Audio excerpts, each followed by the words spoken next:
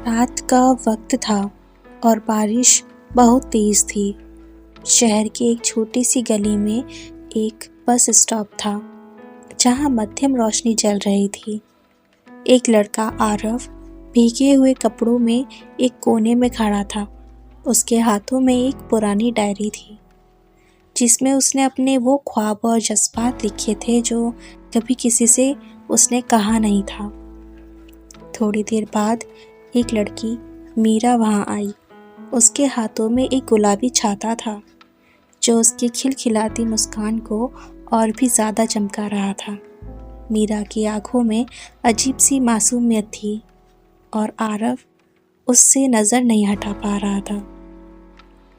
बारिश की मोटी बूंदें छाते पर गिर रही थीं और उसकी मुस्कान आरव के दिल की सारी उदासी मिटा रही थी। मीरा ने धीरे से कहा, ये बस आज भी लेट है ना?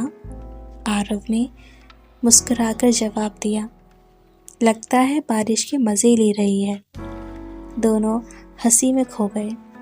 फिर एक लंबी खामोशी छा गई, लेकिन वो खामोशी अजीब नहीं थी, जैसे दोनों के दिल एक दूसरे की बातें समझ रहे हों।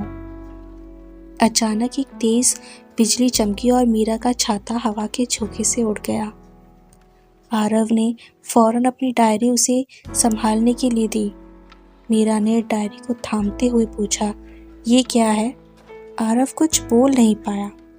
मीरा ने डायरी खोली और उसके अंदर लिखी बातें पढ़ने लगी। हर पन्ना मीरा के ख्यालों से भरा था, उसकी मुस्कान, उसकी आवाज़ और उसका ख्याल।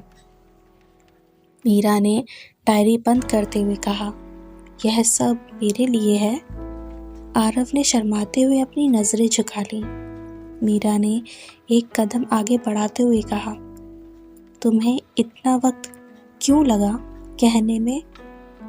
आरव ने धीरे से कहा, मुझे डर था कि तुम इनकार कर दोगी। मीरा हंस पड़ी।